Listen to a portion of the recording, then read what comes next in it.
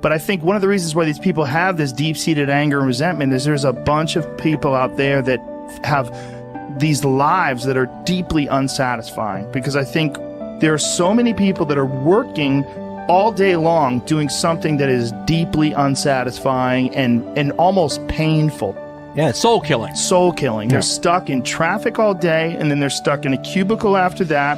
They relish the time to take a shit in the bathroom and look at their phone. I mean, they literally do that. That's a highlight of someone's day. They get in traffic on the way home. They get home after that, they're watching television, and they're... You ever notice that some people seem to want to hang on to stuff that is bothering them? They're forever talking about it. They don't want to let it go. They've had a failure at something and it's grown. I can't get over it. They just can't get over it. Or somebody said something nasty to them. They don't want to let it go. Do you know what we should do? We should ask ourselves, everything that happens, is this serving you? Is this serving you? And if it's not serving you, get rid of it. You don't want anything in your life that's not serving you, that's not causing you to grow, that's not adding to the quality of your life. I don't care what it is. You will find some people, they just hold on to bad stuff. They hold on to problems. They don't want to seem to let it go. And that adds more problems. Whatever you focus on grows. The only thing that can grow is the thing you give energy to. Why would you hold on to anything that's not serving you? How bad does it have to get? I mean, to what denominator, to what lowest level do you have to reach before people really make up their mind to change? My message is, why wait? I mean, when you're feeling so altered emotionally, you feel so bad, that's the moment you could actually see yourself for the first time, because you're not answering your cell phone, you're not responding to all your texts, you're not watching TV, you're not going out to dinners, you're not calling people back. Something's altered in you, and you're starting to become self-aware, right? I dare you to analyze yourself first, your company first, your character, your behavior, your work ethics. I dare you to analyze it and see if there's any changes you can make. See, you cannot manage time, but you can manage activity.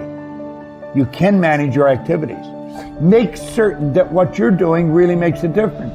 Make certain that you're spending your time on activities that are productive, that are taking you in the direction of your goal. If you think about the person that you want to become, what's that person do every day that you don't do right now? And when you start to do the thing that the person you want to become is doing, you leverage something called behavioral activation therapy. And that is a whole body of research that says when you act like the person you want to become, it's the most powerful way to change a habit. It's even better therapy than talk therapy, because the action proves to your brain that you're becoming that person. You're seeing the change through the action, and so then the brain catches up and starts to relate to you like a person that's confident, or a person who adores their appearance, or a person that celebrates themselves exactly as they are. Before you start the day, ask yourself, how do I want to think today? How do I want to feel? How do I want to behave? I mean, what would greatness look like? What would love look like today? What could I do that would be really cool for me at the end of the day? Say, wow, so I had a good day today. What would make me feel that way? And if you can't find an answer to that, start reading. Who reads anymore? Read a book. I read so many books a week. I know, I'm that way too. So read something about, you want to be wealthy? Read a book about someone who became wealthy, and get real and realize they may have failed 50 times before they actually pulled it off. Or what were their characteristics? What were their traits? What made them?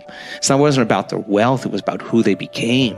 That's the key, right? So fill your brain with a little knowledge, and then just start asking yourself, what's the greatest expression of myself that I can be today? And rehearse it. Rehearse how you're going to be. And then if it leads to a different choice, that's the unknown. Mm-hmm. And just know that it's not going to be predictable. It's going to be a little uncomfortable. That's where the magic happens. If you can stay relaxed and awake in the unknown, things get pretty exciting. When you're back to the known, you're back to the familiar. Don't expect anything to change in your life. And if you say it's that person or that circumstance, you defaulted and went back to the program of the victim, allowing your outer environment controlling your thoughts and feelings. If you truly do this well, This is what I discovered. If I truly feel the feelings of my future before they occur, and I live in that state, I'm no longer looking for it to happen. How could I look for it if I feel like it already has, right? So I try to stay in that state, because then I'm not separate from it. And that tends to be when the magic happens. There's no control anymore. There's no predicting. There's no perfectionism. There's none of. All there is just kind of an experiment. Like, I'm experimenting to see if I changed my thoughts and feelings, if my life will change. And that should be the experiment everybody has. And do it with curiosity, and do it with just seeing if the experiment works. If it doesn't, change something else about yourself until it starts to work. Deciding who are we going to be. You know, we shouldn't hope to end up one day a magnificent, strong, beautiful, capable, kind, loving person. We should start living like that today, hopefully, so that we become that. That who we become is not an accident, but hopefully a purposeful intent. That our days and how we approach our days are literally driven by the intention of who we're going to bring. That we bring our character into each of the circumstances of our lives, and by doing that, maybe we can't always direct every circumstance of our life. We can't control everything, but we can certainly control our responses to them. We can certainly dictate who we're going to be in those circumstances, and that helps us achieve our ultimate destiny that we desire, not one that just lands on us. I think the other thing that really comes to people's into their power is when they really discover that, you know, each of our days is something that we can also design. Not just design who you're going to be. How are you going to design your day? What's this day going to be about? What's going to get your attention? What's going to get your focus? And what should not be getting your focus is just your inbox, or just what I call browser blackout, clicking around on all these blue links or images, or swiping here and swiping there, and then losing 4 or 5 hours of your day. Because what ends up happening for so many people is they lose 2 or 3 hours to distraction each day, maybe 4 hours of distraction of television a day. And over the course of their lives, now a decade is gone of opportunity, a decade of missed opportunities to connect with your family, to achieve your dreams, to work a little harder, to contribute that thing you always contribute, to learn that skill that you wanted to learn. Like, we have to decide on our days. We have to design them. We have to wake up and decide what this day is going to be about, what's going to get done, what's going to deserve our focus, who will we reach out to, instead of just responding to everybody else's needs. Look back over your life and ask yourself, what activities, behaviors, or decisions have been most responsible for my success in life to date? You will probably find that less than 5% of the things that you have said or done have accounted for most of the success you have enjoyed. You may find that it was your unique ability to solve a particular kind of problem or to take advantage of a particular type of opportunity. You may find that your special talent was an interpersonal skill that enabled you to influence and persuade other people at a particular time and place. You may find, on analysis, that it was an ability to take charge and accept responsibility for accomplishing a particular goal. Whatever has been responsible for your successes in life to date may be a good indication what you should be doing in the future. Analyze your work based on the measure that I call return on energy. Leaders in every field deliberately apply their talents and energies where they can achieve their greatest return on the amount of energy, mental, emotional, and physical, that they invest in any endeavor. They refuse to take on jobs or work in areas where they cannot perform at exceptional levels. They treat themselves as valuable resources, and they spend their energies very carefully. One of the questions that you might continually ask yourself is this the best possible use of my time and energy?